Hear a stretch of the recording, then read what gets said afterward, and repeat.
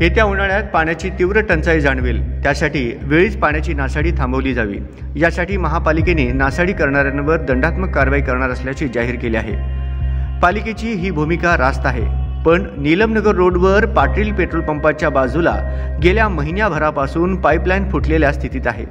वारंवार सांगितले आणि परिवर्तन ॲपवर तक्रारही दिली, तरीही पालिकेकडून याची दुरुस्ती होत नाहीये।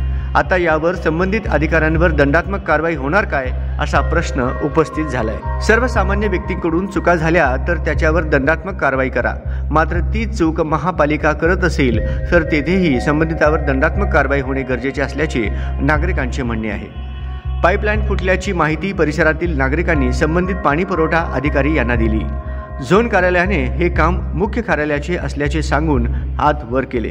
मुख्य कार्यालयाकडून दुरुस्ती करू असे उत्तर मिळाले, पण कृती झाली नाही। पोलीस आयुक्तालयासमोरील पाण्याची टाकी 3 दिवसांपूर्वी ओव्हरफ्लो झाली होती, त्यामुळे मोठ्या प्रमाणात पाणी वाया गेले। त्याची दुरुस्ती होईल याची प्रतीक्षा असताना शुक्रवारी सकाळी ही टाकी पुन्हा ओव्हरफ्लो झाली। या बातमीचा आढावा घेतलाय लोकप्रहार चॅनलचे प्रतिनिधी उजेब इनामदार यांनी।